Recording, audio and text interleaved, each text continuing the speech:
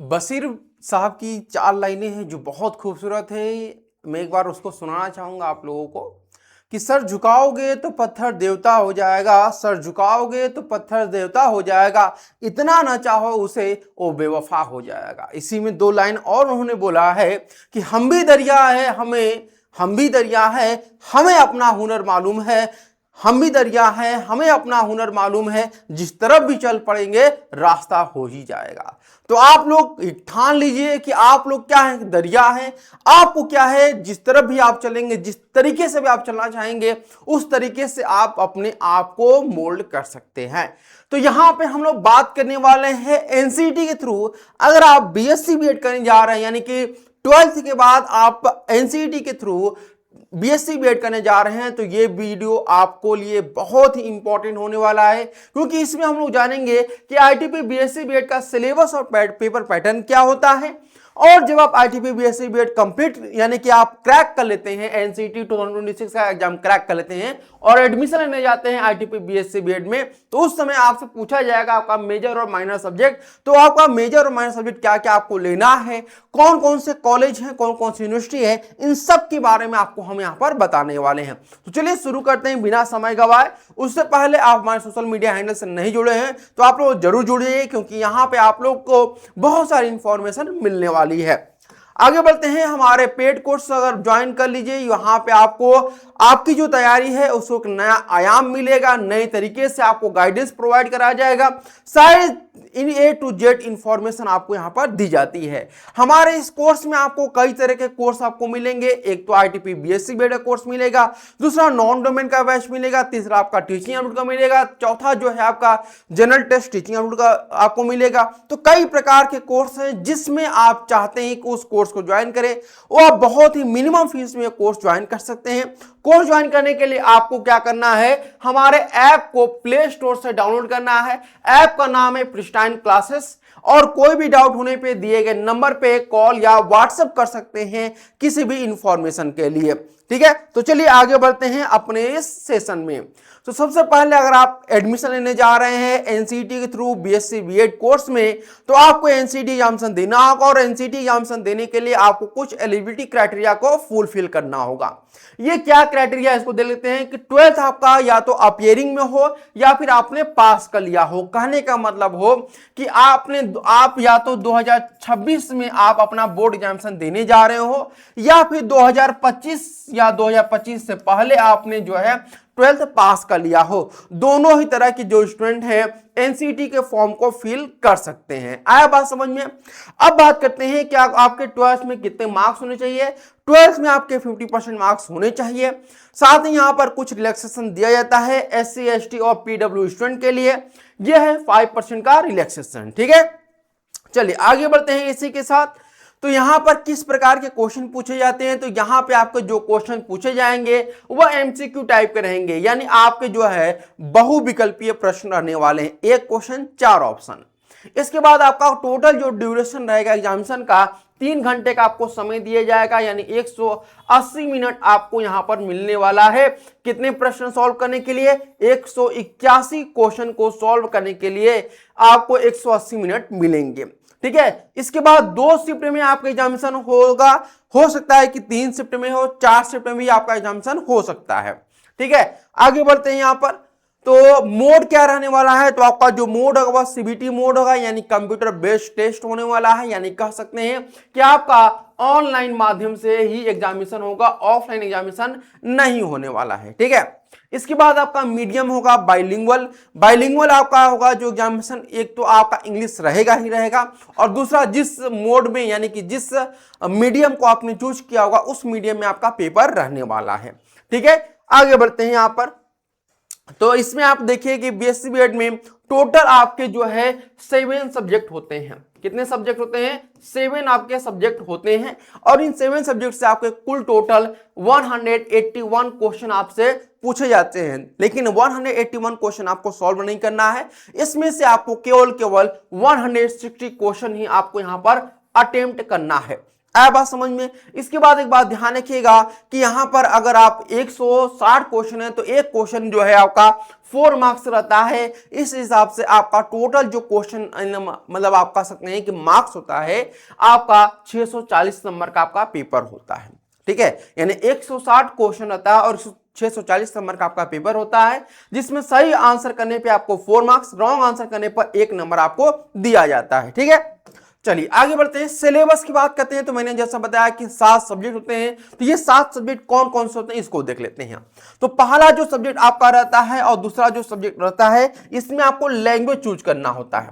2 language आपको लेना होता है, या तो आप इंग्लिश, आपके पास बहुत सारे ऑप्शन रहेंगे, मैं अभी ऑप्शन आपको दिखा दूंगा कौन कौन से ऑप्शन रहने वाले हैं। फॉर एग्जाम्पल आपने इंग्लिश ले लिया और हिंदी ले लिया, ठीक है, आपने इंग्लिश और हिंदी ले लिया, 2 सब्जेक्ट आपका ये हो गया। तीसरा सब्जेक्ट आपका कंपलसरी होता है जो कि आपका टीचिंग एप्टीट्यूड रहता ही है। चौथा सब्जेक्ट भी आपका कंपलसरी रहता है जो कि जनरल टेस्ट रहता है। ठीक है, तो इस प्रकार से 4 सब्जेक्ट हो गए। 3 आपके डोमेन सब्जेक्ट रहते हैं, या तो आप यहां पर फिजिक्स ले लीजिए, केमिस्ट्री ले लीजिए और बायोलॉजी ले लीजिए, या आप फिजिक्स, केमिस्ट्री या फिर मैथ ले सकते हैं। तो इस प्रकार से आपके टोटल 7 सब्जेक्ट होते हैं। लैंग्वेज का जो सेक्शन होता है यहां पे ध्यान रखिएगा, इसमें से लैंग्वेज 1 में 20 क्वेश्चन आपको अटेम्प्ट करने होते हैं, और टोटल जो क्वेश्चन रहते हैं वो 23 क्वेश्चन रहते हैं और अटेम्प्ट करने होते हैं आपके 20। उसी प्रकार से लैंग्वेज 2 में भी 23 क्वेश्चन होते हैं, अटेम्प्ट आपको 20 करने होते हैं। टीचिंग एप्टीट्यूड में 23 क्वेश्चन रहते हैं, 20 अटेम्प्ट करने होते हैं। जनरल टेस्ट में आपका 28 रहते हैं और 25 अटेम्प्ट करने होते हैं।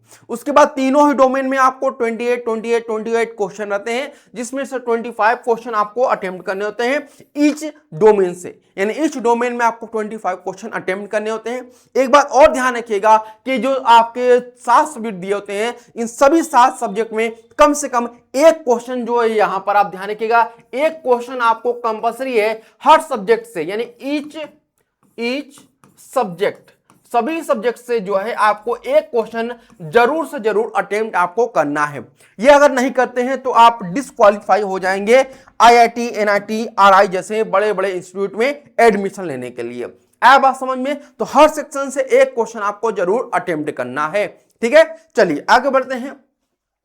तो लैंग्वेज की मैंने अभी बात किया, तो लैंग्वेज के पास के लिए आपके पास बहुत सारे ऑप्शन रहते हैं, जिसमें अगर बात करते हैं तो आप अगर केवल इंग्लिश लेना चाहते हैं तो आपके पास 2 ऑप्शन रहते हैं। पहला जो ऑप्शन रहता है कि यहां पर देखेंगे कि अगर आप केवल इंग्लिश लेते हैं तो इंग्लिश लैंग्वेज एंड लिटरेचर, ये पहला हो गया। दूसरा हो गया इंग्लिश फॉर कम्युनिकेशन। अगर आप केवल इंग्लिश के साथ जाना चाहते हैं तो ये 2 ऑप्शन है। अगर केवल आप हिंदी के साथ जाना चाहते हैं तो हिंदी लैंग्वेज लिटरेचर और हिंदी फॉर कम्युनिकेशन, ये ऑप्शन रहता है। बाकी आपके पास 4 तरह के ऑप्शन रहते हैं, यानी कि 2 इंग्लिश का ऑप्शन रहता है, 2 हिंदी का ऑप्शन रहता है। आप इनमें से कोई भी 2 ले सकते हैं, बाकी अदर जो सब्जेक्ट वो भी आप ले सकते हैं, ये आपके ऊपर है। कोई इसमें ये फोर्स नहीं किया गया है कि आपकी इंग्लिश ही लेंगे या हिंदी ही लेंगे। ठीक है, बट मेरा ये सजेशन रहेगा कि आप BSc BEd के स्टूडेंट हैं तो आप एक सब्जेक्ट कम से कम इंग्लिश जरूर लीजिएगा, और भी कौन सा इंग्लिश, तो इंग्लिश लैंग्वेज एंड लिटरेचर, ये सब्जेक्ट आप जरूर लीजिएगा। ठीक है, आगे बढ़ते हैं। इसके बाद आपका डोमेन सब्जेक्ट बात करते हैं, आपको क्या क्या मिलेगा। जैसे मैंने बताया कि 3 डोमेन सब्जेक्ट रहते हैं, तो 3 डोमेन में आपको क्या क्या मिलता है। तो 3 डोमेन में आपको ऑप्शन दिया जाता है, या फिजिक्स का, केमिस्ट्री का, मैथमेटिक्स का, बायोलॉजी का, एनवायरमेंट साइंस का और कंप्यूटर साइंस का। तो ये ऑप्शन रहते हैं आपके पास, आप जो लेना चाहते हैं ले सकते हैं। और ये कंपल्सरी नहीं होता है कि आपने जो है 12th में जो सब्जेक्ट लिया हो वही आपके NCT में भी हो, बट हाँ ये चीज है कि अगर आप IIT, NIT, RI जैसे बड़े इंस्टीट्यूट में जा रहे हैं तो वहां पे कंपल्सरी होता है कि आपके 12th में वो सब्जेक्ट होने चाहिए जो आपने NCT के डोमेन में लिया हो। आया बात समझ में? तो ये बातें आप लोग ध्यान रखिएगा। चलिए आगे बढ़ते हैं। एक चीज और यहां पे ध्यान रखिएगा कि IIT में अगर आप जाना चाहते हैं तो IIT के लिए एक क्राइटेरिया यहां पर रखा गया है कि आपके पास जो है PCM ग्रुप होना चाहिए।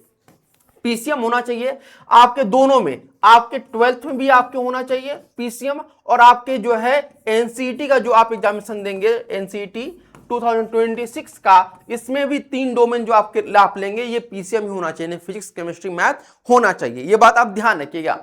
इसके अलावा NIT की बात करते हैं तो NIT में भी यही सेम रूल है, बट कुछ NIT जैसे अभी 6 NIT अभी आपके NCT में है, तो 4 NIT में ये कहा गया है कि आपका PCM होना चाहिए, बट 2 NIT में ये कहा गया कि अगर आप बायो से भी हैं तो भी आप यहां पर सब्जेक्ट ले सकते हैं। तो मैं यही आपको सजेशन दूंगा कि अगर आपका 12th जो है PCM से है तो आप एनसीटी में भी पीसीएम ही लीजिएगा, अगर आपका 12th पीसीबी से है तो आप एनसीटी में भी पीसीबी ही लीजिएगा। ठीक है, चलिए आगे बात करते हैं, मेजर सब्जेक्ट की बात करते हैं। एनसीटी एग्जामिनेशन दे दिया आपने, क्रैक कर लिया, तो मेजर सब्जेक्ट क्या क्या रहेगा? तो 3 चीजें रहती हैं मेजर और माइनर सब्जेक्ट में, तो आपको 2 मेजर सब्जेक्ट लेना होता है। ठीक है, पहला ये मेजर सब्जेक्ट रहता है और दूसरा ये। तो 2 मेजर सब्जेक्ट में एक कंपल्सरी होता है एजुकेशन, ये सबको लेना होता है। ठीक है, ये सभी को लेना होता है मेजर सब्जेक्ट पहला। दूसरा मेजर सब्जेक्ट आपके ऊपर होता है, ये मेजर सब्जेक्ट आपने जो 3 डोमेन सब्जेक्ट लिया होगा उसमें से एक आपको मेजर सब्जेक्ट चूज करना होता है। ठीक है, मान लेते हैं आपने लिया हुआ है फिजिक्स लिया हुआ है, केमिस्ट्री लिया हुआ है और मैथ लिया हुआ है।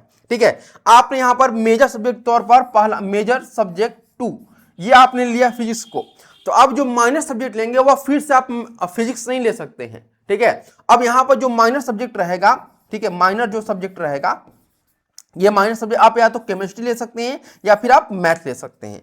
बट यहां पर ध्यान रखिएगा कि आप जो मेजर सब्जेक्ट 2 लेंगे वह माइनर सब्जेक्ट नहीं ले सकते हैं, माइनर सब्जेक्ट आपको अलग लेना होगा। ठीक है, और एक बात और यहां पे ध्यान रखिएगा कि जो आपका मेजर सब्जेक्ट 2 मिलेगा, ये उस सब्जेक्ट वही सब्जेक्ट आपको मिलेगा जिसमें आपका जिस एनसीटी एग्जामिनेशन जो आप देंगे, जिस डोमेन में आपके हाईएस्ट नंबर रहेंगे, उसमें चांस है कि आपको ज्यादा प्रेफरेंस मिल सके मेजर सब्जेक्ट के तौर पर। तो कोशिश करिएगा कि जो आपका जिस डोमेन में नंबर अच्छे आए हो उसको ही मेजर 2 के रूप में आप उसे चॉइस करिएगा। आया बात समझ में?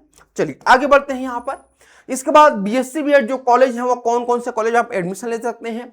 तो आप आईआईटी में एडमिशन ले सकते हैं। अभी वर्तमान में 4 आईआईटी हैं, बट अभी जो है कम से कम आप यहां मान चलिए कि 10+ आईआईटी आपके होने वाले हैं 2026 में।